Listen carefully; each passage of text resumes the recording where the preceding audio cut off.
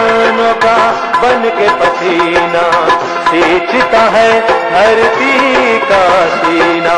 मेहनत का तेरी हक दिलवाने, नई तकनीक नई खोज बताने। पशुधन को गुणवान बनाना, पौध सुरक्षा को सिखलाना, खेती के सब गुर समझाने, भारत का सरताज बनाने। हाथ पहरी है संग तुम्हारे अन्नदाता, अन्नदाता। नमस्कार, अन्नदाता कार्यक्रम में आप सभी का स्वागत है। आइए एक नजर डालते हैं आज के मुख्य अंशों पर। मक्का की फसल में सामयिक प्रबंधन कार्य,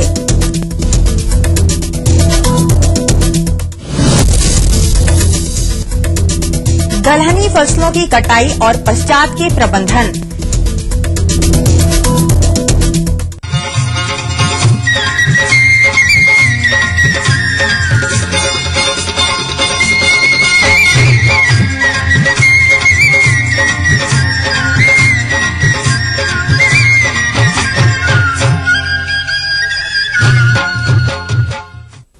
खाद्यान्न वर्गीय फसलों में मक्का की बात करें तो इसकी खेती तीनों मौसमों में की जाती है। तो जिन कृषक बंधुओं ने गर्मा मक्का की बुवाई की होगी, उनकी फसल इस समय बढ़वार की विभिन्न अवस्था लिए खेतों में खड़ी होगी, जिसकी आगे भी अच्छी बढ़वार हो तथा रोग व कीटों के प्रकोप से मुक्त रहे।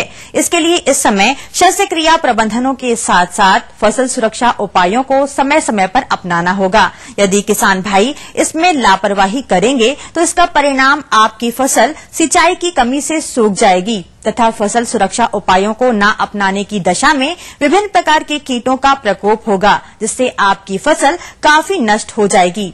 परिणाम स्वरूप आने वाले दिनों में प्रति इकाई क्षेत्रफल से बहुत कम उपज में संतोष करना पड़ेगा। अतः किसान भाइयों, 40 दिन की मक्का की फसल में कौन कौन से शस्य प्रबंधनों को किस प्रकार से करना है, इस विषय पर जानकारी के लिए आज हमारे बीच उपस्थित हैं पूर्णिया के कृषि पदाधिकारी दीप नारायण यादव।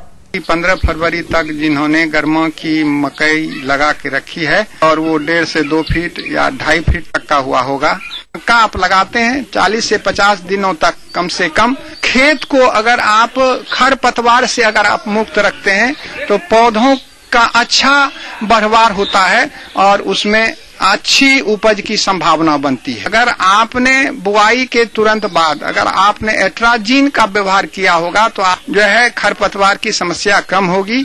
और अगर आपने दवाई का इस्तेमाल नहीं किया है, खरपतवार है, तो आप खुरपी से पौधों के आसपास जो खरपतवार हैं उसको आप उखाड़ करके जो है उसको खत्म कर दे सकते हैं। और साथ ही साथ उसमें जो है पौधों पर की जड़ों में मिट्टी आप चढ़ा सकते हैं। गर्मा की फसलों में 40 किलो नाइट्रोजन, 40 किलो स्फूर और 30 किलो पोटास तो आपने उस समय डाल दिया होगा जिसमें आपने खेत तैयार की होगी।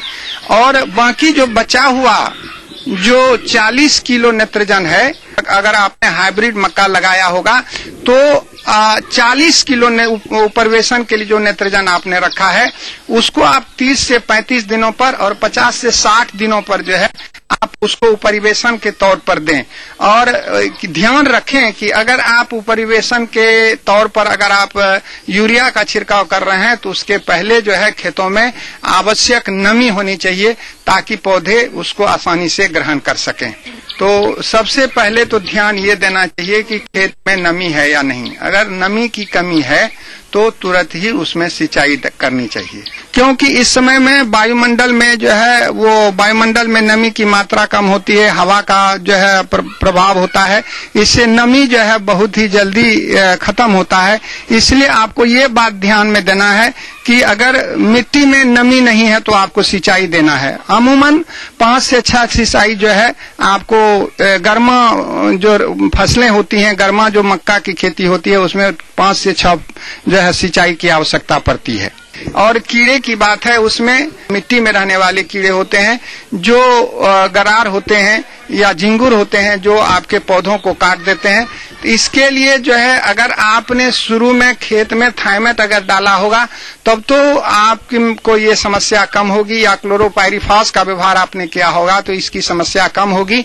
और अगर आपने इसका व्यवहार नहीं किया है और अब खेत में पौधे सूख रहे हैं, यानी कि दीमक और जो है झिंगुर या गरार आपके पौधों को काट रहा है, तो इस अवस्था में खरीफ फसल में इसके लिए आपको ये करना चाहिए कि जिसमें आप पानी देते हैं, सिंचाई देते हैं, तो सिंचाई के नालों में 2.5 लीटर प्रति हेक्टेयर के हिसाब से क्लोरोपाइरीफॉस को जो है आप बूंद बूंद करके गिराएं, ताकि पौधों में जो है पानी के माध्यम से जो है जहां पौधे होते हैं, पौधे की जड़ें जो है भींगती हैं और जमीन में रहने वाले कीड़े होते हैं, क्लोरोपाइरीफॉस दवा के वजह से वो मरते हैं और आपके पौधों को वो स्वस्थ रखते हैं, स्वस्थ बनाने में मदद करते हैं। धड़ छेदक लगने का पहचान ये होता है कि पत्तियों पर जो है गोल गोल छेद नजर आते हैं, तो इससे आपको समझना होगा कि इसमें धड़ छेदक लगा हुआ है।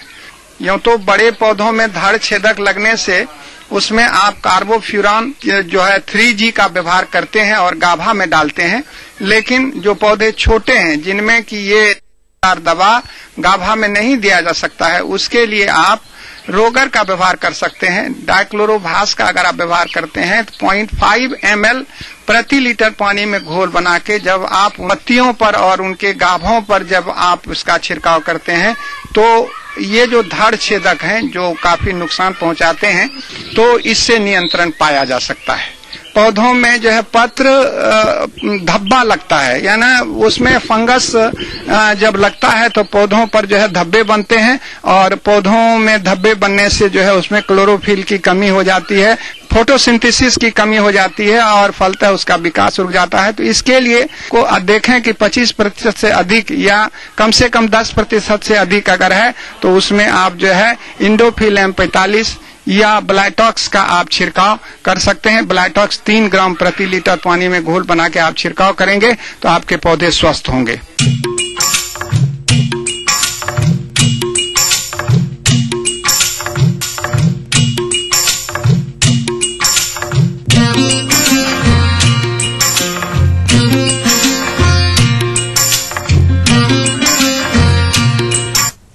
किसान भाइयों, आपने रबी फसल के रूप में दलहनी फसलों के अंतर्गत चना, मटर और मसूर की बुवाई दाने के उद्देश्य से की होगी। जो फसलें इस समय कटाई के योग्य तैयार हो रही होंगी, तो आप अपनी फसल की कटाई कब करें और कटाई उपरांत गहाई एवं भंडारण प्रक्रिया को कैसे अपनाएं ताकि आपकी उपज को किसी प्रकार का नुकसान नहीं पहुंचे, क्योंकि लापरवाहीवश या अनुभव के कमी के कारण किसान उचित समय पर कटाई नहीं करते हैं, या तो वे पहले ही कर देते हैं या फिर देरी से कर देते हैं। इन दोनों ही परिस्थितियों में उपज प्रभावित होती है।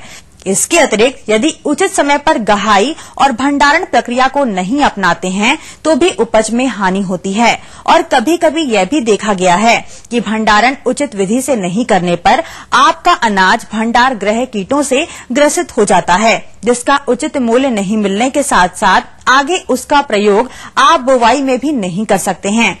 इसलिए किसान भाइयों, यदि आपकी दलहनी फसलें कटाई के योग्य हो गई हैं, तो किसी भी प्रकार की हानि से बचने के लिए आप कटाई पूर्व एवं पश्चात के प्रबंधनों को किस प्रकार से अपनाएंगे, इस विषय पर संपूर्ण जानकारी के लिए देखिए कार्यक्रम का यह विशेष अंश।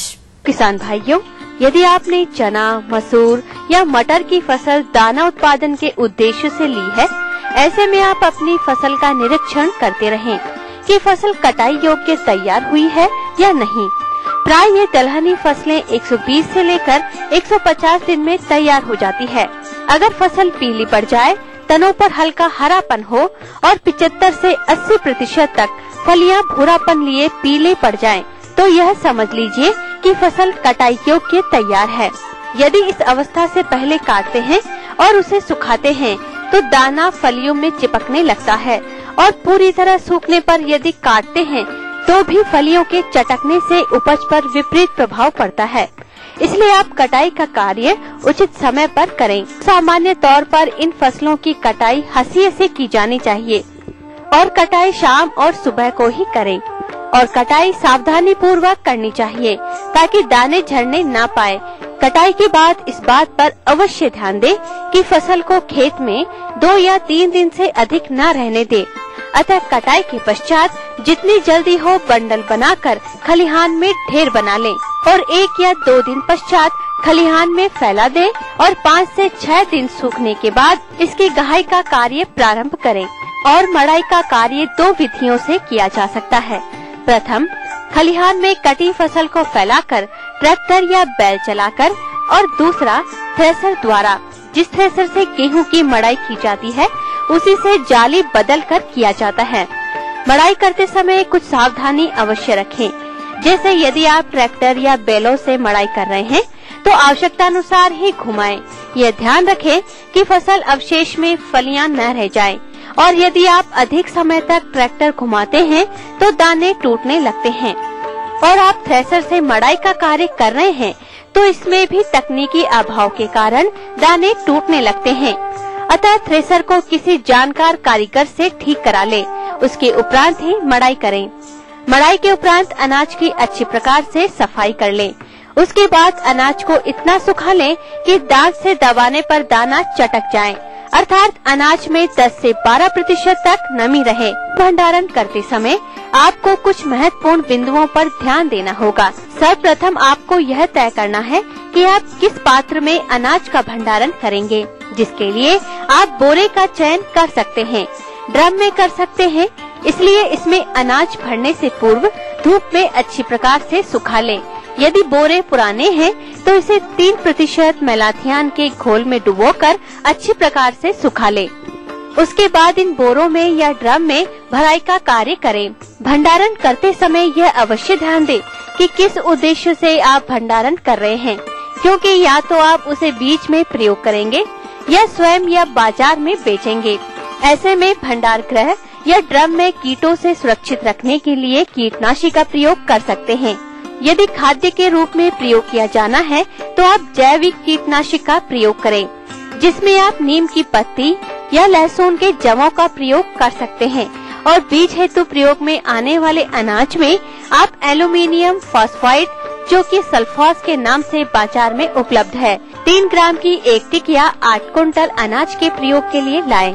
इसको 8 टुकड़ों में करके कपड़े में बांधकर बोरा या ड्रम की ऊपरी सतह पर डालकर भंडारण प्रक्रिया को अपनाएं।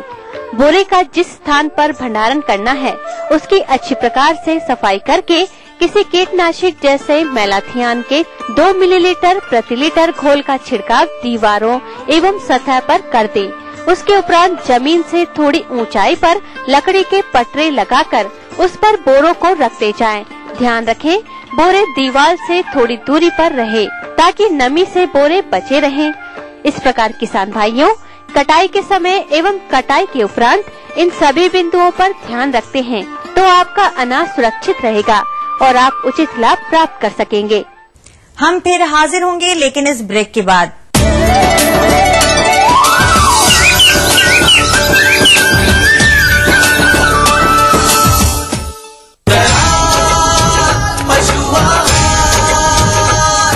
असली भरोसेमंद दयाल पशु आहार, दूध दमदार, आप शानदार। सतारा जिले के रामबाबू पाटिल महिंद्रा फाइनेंस को जब मिलने आए थी, उनके पास सिर्फ पुरखों की जमीन, ट्रैक्टर कहाँ था, सिर्फ हौसला था मन में पक्का, जिसे हमने पहचाना। जहाँ दूसरों ने देखा सिर्फ एक आम बंदा, हमने देखी बंदे की कमाने की क्षमता। इसीलिए कहते हैं वाहन कोई भी हो, लोन हम देंगे। महिंद्रा फाइनेंस, बंदे में दम, पहचाने सिर्फ हम।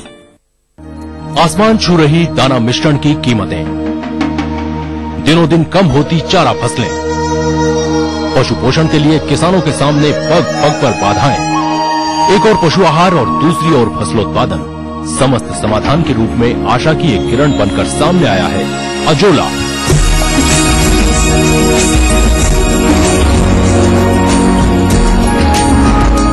अजोला के बारे में समस्त जानकारी वीडियो सीडी के रूप में आपके सामने लेकर आया है ईटीवी अन्नदाता।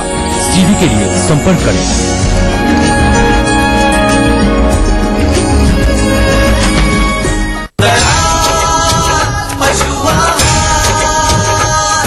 असली भरोसेमंद दयाल पशु आहार, दूध दमदार, आप शानदार।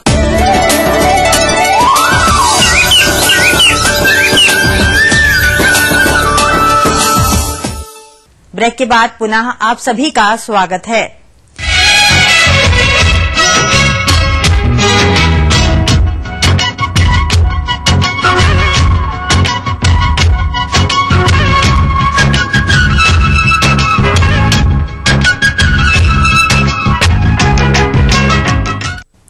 फलों में यदि लीची की बात की जाए तो इसका फलों में एक विशेष स्थान होता है। तो जिन किसान भाइयों के लीची के बाग हैं, उनके बाग में लगे बौर फलों में परिवर्तित हो रहे हैं। तो फलों की अच्छी गुणवत्ता के लिए आपको इस समय लगने वाले कीटों के प्रति सावधान रहना होगा। अगर कीटों की बात करें तो छोटे फलों को प्रभावित करने वाले लीची बग कीट का काफी प्रकोप देखा जाता है। साथ ही अष्टपदी व अन्य कीट से भी पत्ते व फल प्रभावित होते हैं। यदि आप इन कीटों को पहचान कर उचित नियंत्रण तकनीकियों को नहीं अपनाएंगे तो एक तो कम फलत की प्राप्ति होगी और जो फल प्राप्त होंगे उसकी गुणवत्ता अच्छी नहीं होगी। परिणाम स्वरूप जो उत्पादन मिलना चाहिए वो नहीं मिल पाएगा।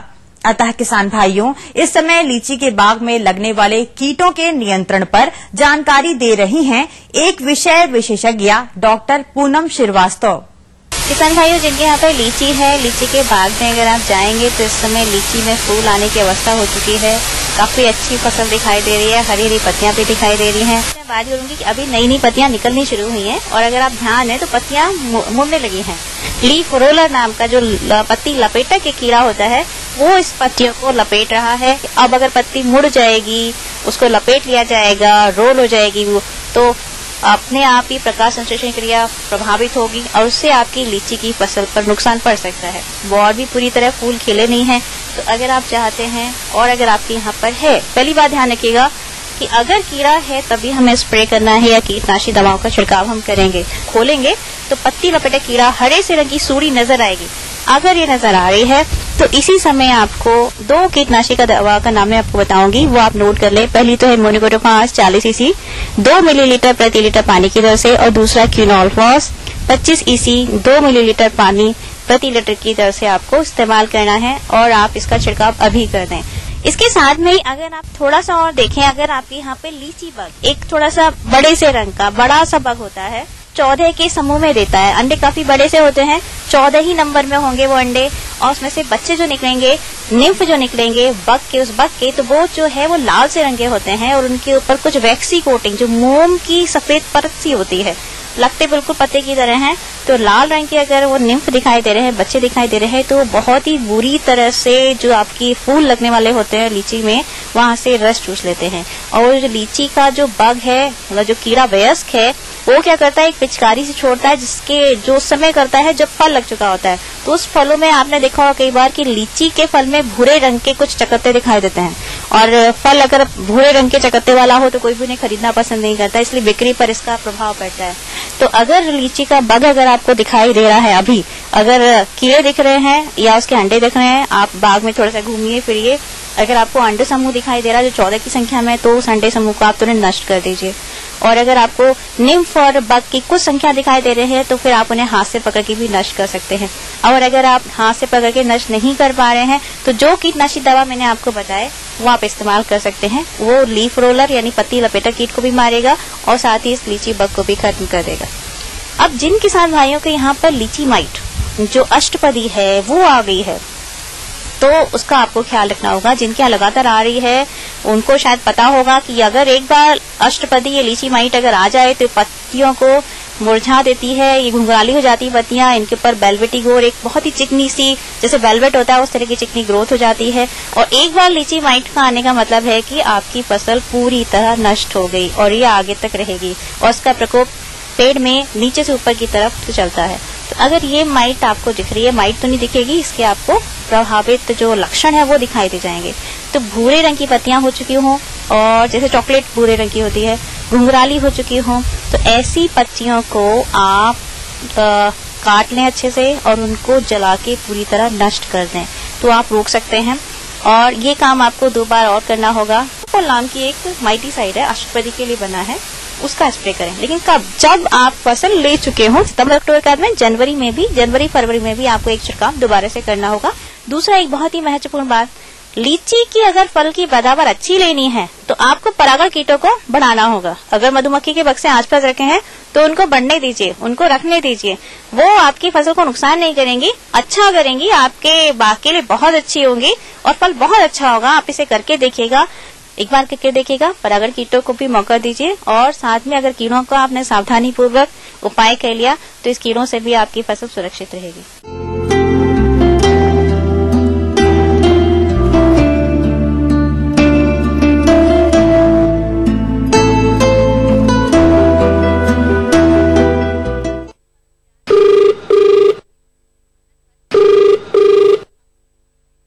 अन्नदाता आपके लिए कार्यक्रम में आप सभी किसान भाइयों का स्वागत है। चलिए आगे बढ़ाते हैं आपके द्वारा पूछे गए प्रश्नों के जवाबों की कड़ी को, जिसके तहत पहला प्रश्न पूछा है। ग्राम रामपुर, जिला मधुबनी के कृषक अरविंद कुमार, आपने अन्नदाता निशुल्क फोन सेवा के माध्यम से हमें बताया कि आप मुर्गी पालन किए हैं और आप मुर्गियों के आहार प्रबंधन के बारे में जानकारी चाहते हैं। तो अरविंद जी, इस हेतु जानकारी के लिए देखिए कार्यक्रम की है प्रस्तुति। मुर्गी पालन एक लाभकारी व्यवसाय है और आज ये व्यवसाय कृषि व्यवसाय का एक महत्वपूर्ण अंग बन गया है। तो इसमें जो आहार प्रबंधन है या आहार व्यवस्था है वो बहुत ही महत्वपूर्ण पहलू है। मुर्गी पालन में टोटल खर्चा इस व्यवसाय पे आता है, उसका लगभग 70 से 75% खर्चा अकेले जो है खाद्य प्रबंधन पे या आहार व्यवस्था पे जाता है। इसलिए मुर्गी पालक को विशेषकर जो है इस पहलू पर ध्यान देना चाहिए। और खाद्य प्रबंधन में अगर हम देखें कि तो इसमें सामान्यतः 3 प्रकार का आहार जो मुर्गी पालन में उपयोग किया जाता है। जैसे अंडा उत्पादन अगर हम व्यवसाय को कर रहे हैं तो उसमें 1 दिन की आयु से लेकर के 8 सप्ताह की आयु तक संतुलित स्टार्टर राशन या जिसको हम आरंभिक राशन बोलते हैं वो दिया जाता है। तो उस राशन में प्रोटीन और एनर्जी की मात्रा वो ज्यादा होती है। जैसे प्रोटीन की मात्रा उसमें 22 से 24% तक रखी जाती है और ऊर्जा की मात्रा जो है उसमें 2700-2800 किलो कैलोरी तक होती है उसमें जो। और 8 सप्ताह से लेकर के 20 सप्ताह की आयु तक जो आहार दिया जाता है उसको हम ग्रोअर राशन या वर्धक राशन बोलते हैं, वो दिया जाता है। और इस राशन में प्रोटीन या ऊर्जा की मात्रा स्टार्टर राशन की तुलना में थोड़ी सी कम हो जाती है। उसमें जैसे प्रोटीन की मात्रा है उसमें तो 18 से 20% हमें रखनी चाहिए और ऊर्जा की मात्रा 2600 किलो कैलोरी तक उसमें रखनी चाहिए। और इसके बाद जो 20 सप्ताह से आगे वाली जो आयु है या जो अंडा उत्पादन वाली जो आयु है उसमें जो राशन दिया जाता है उसको हम लेयर राशन बोलते हैं। और लेयर राशन में प्रोटीन की मात्रा जो है वो 16 से 18% और एनर्जी की मात्रा जो है वो 24 या 2600 किलो कैलोरी तक रखते हैं उसमें जो है। लेकिन इसमें कुछ तत्वों की मात्रा स्टार्टर और ग्रोअर राशन की तुलना में अधिक रखी जाती है। जैसे कैल्शियम की मात्रा उन दोनों में 1% तक रखी जाती है और लेयर राशन में कैल्शियम की मात्रा वो 3% तक बढ़ा करके देते हैं उसमें जो है। और कि बहुत सारे किसान भाई या मुर्गी पालक हमारे ऐसे होते हैं स्वयं दाना बना करके मुर्गी पालन व्यवसाय करना चाहते हैं, तो वो व्यवसाय उनके लिए और भी लाभकारी हो सकता है। और उसके लिए जो है फीड फार्मूले सामान्यतः जो हम लोगों द्वारा विकसित किए जाते हैं या बहुत सारे विश्वविद्यालय या सेंट्रल पोल्ट्री रिसर्च इंस्टीट्यूट इस तरह के जो संगठन है उनके द्वारा जो विकसित किए गए तो उन फीड फार्मूलाओं का उपयोग कर सकते हैं। अब दाना स्वयं तैयार करने के लिए सामान्यतः इसमें 45 से 50% एक अकेला फीड इंग्रेडिएंट या दाना अवयव जिसको हम जो पीली मक्का बोलते हैं वो होता है उसमें जो। और उसके बाद उसमें जो है 10 से 15% इसमें व्हीट ब्रान या जो गेहूं का चोकर होता है वो होता है उसमें। और 15 से 20% इसमें जो है जो राइस हस्क उसमें जो कनकी जिसको चावल की बोलते हैं वो होता है इसमें। और उसके अलावा जो बहुत सारी वैसी जो चीजें जैसे मल्टीविटामिन है या साल्ट है या फिश मील है या बोन मील है तो इनकी मात्रा थोड़ी थोड़ी होती है उसमें जो है। जैसे साल्ट है तो उसमें 0.5% रखना चाहिए, फिश मील है तो उसमें 5% तक रखनी चाहिए, बोन मील 2 से 3% हम रख सकते हैं, सोयाबीन मील भी उसमें हम जो 5% से रख सकते हैं। तो इस प्रकार जो है अगर हमें स्टार्टर या ग्रोअर या लेयर राशन स्वयं बनाना है तो इस प्रकार जो है फीड फार्मूले का उपयोग करके हम दाना स्वयं भी तैयार कर सकते हैं। और ये स्वयं तैयार किया हुआ दाना निश्चित ही बाजार के क्रय किए हुए दाने से सस्ता और संतोषजनक दाना होता है। तो इस दाने का उपयोग करके किसान भाई व्यवसाय से अच्छा लाभ अर्जित कर सकते हैं, अच्छा अंडा उत्पादन ले सकते हैं और मुर्गियों को स्वस्थ रख सकते हैं। दाना देते समय विशेषकर मुर्गी पालक को एक विशेष ध्यान रखना चाहिए, चाहे हम ब्रूडिंग अवस्था में दाना दे रहे हैं या ग्रोअर अवस्था में दाना दे रहे हैं या लेयर अवस्था में दाना दे रहे हैं, कि दाने के बर्तनों को हमेशा जो है 1/4 वो खाली रखना चाहिए। तो इस प्रकार जो है व्यवसाय से अच्छी आय अर्जित करने के लिए मुर्गियों की आयु के अनुसार ही हमें जो है स्टार्टर, ग्रोअर और लेयर उसी प्रकार का हमें राशन देना चाहिए। दूसरे प्रश्न के माध्यम से जानने की इच्छा जाहिर की है सलीमपुर अरहरा बहारगंज पटना से श्री राम भजन सिंह जी ने। आपने अन्नदाता के निःशुल्क फोन संपर्क सेवा के माध्यम से हमें बताया कि आप करेले की खेती किए हुए हैं, इसमें फूल एवं फल आ रहे हैं, लेकिन आपने खेत निरीक्षण के दौरान पाया कि कुछ फलों पर छिद्र है एवं कुछ पके हुए हैं, जिसे काट कर देखने पर पाया कि इसमें पिल्लू नजर आ रहा है, साथ ही साथ पत्तियां पीली होती जा रही है। अतः आप अन्नदाता संपर्क सेवा के माध्यम से इस फल मक्खी के नियंत्रण के बारे में जानना चाहते हैं। रामजीवन जी, आपने जिस समस्या की चर्चा की है वह फल मक्खी के प्रकोप से उत्पन्न होती है। तो आइए सबसे पहले फल मक्खी के बारे में कुछ जान लें। फल मक्खी काले रंग की मक्खी है, जिसे आप प्रायः बागों में या अपने घरों के आसपास भिनभिनाते हुए देखते होंगे। यह घर मक्खी से छोटा एवं कभी कभी बड़ा भी होता है। यह मक्खियाँ करती क्या है कि फलों के बाहरी सतह पर अपना डंक मारकर अंडे देती है, जिससे नवजात पिल्लू विकसित होते हैं, जो फलों के अंदर ही अंदर खाकर सड़ा देता है। फलता उत्पादन में तकरीबन 40 से 60% की क्षति हो जाती है। लेकिन रामजीवन जी, आप घबराएं नहीं, क्योंकि इसका नियंत्रण बिल्कुल आसान है। इसके लिए तत्काल आप छुआ या गुड़ का घोल बनाकर आधा से 1 लीटर वाली मटकी में डालकर उसमें 10 से 12 बूंद इंडोसल्फान डालकर खेतों में जगह जगह रख दें, जिससे फल मक्खी की संख्या में कमी आ जाए। खेतों को खरपतवार से मुक्त रखें, क्योंकि इसका निवास स्थान खरपतवार ही होता है। इसके अलावा आप प्रकोपित फलों एवं लत्तियों को तत्काल उखाड़कर खेतों से बाहर ले जाकर नष्ट कर दे या जला दे। इन सभी प्रक्रिया के बावजूद यदि मक्खी का प्रकोप नजर आए तो आप की 2 मिलीलीटर मात्रा को 1 लीटर पानी में घोल बनाकर 6 से 7 दिनों के अंतराल पर 2 से 3 बार छिड़काव करें। ऐसा करने से अवश्य आपकी करेले की फसल इन मक्खी के प्रकोप से बची रहेगी और आने वाले समय में आप स्वस्थ फलन की कामना कर सकते हैं।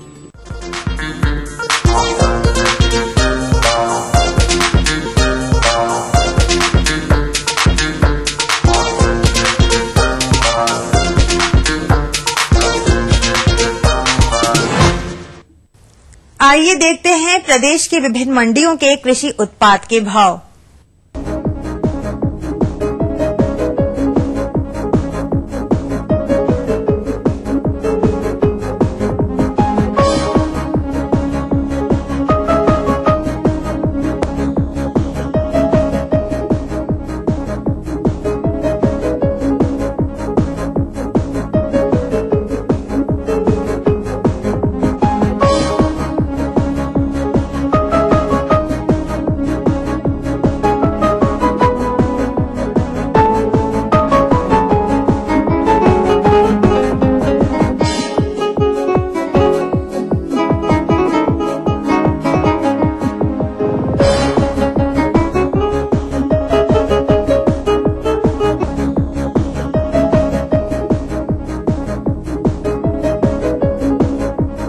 अब वक्त हो चला है आपसे विदा लेने का। कल हम फिर हाजिर होंगे नई नई जानकारियों के साथ। आज्ञा दीजिए, नमस्कार।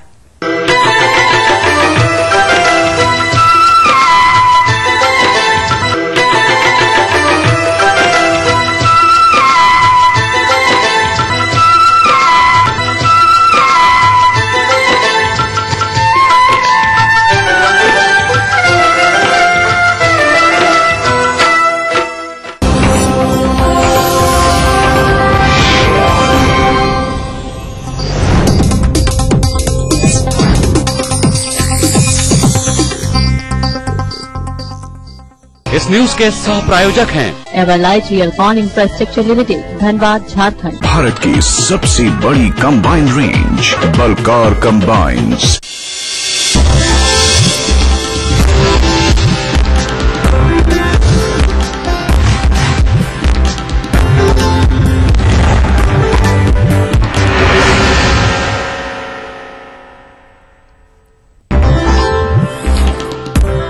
कांग्रेस ने बिहार के मुख्यमंत्री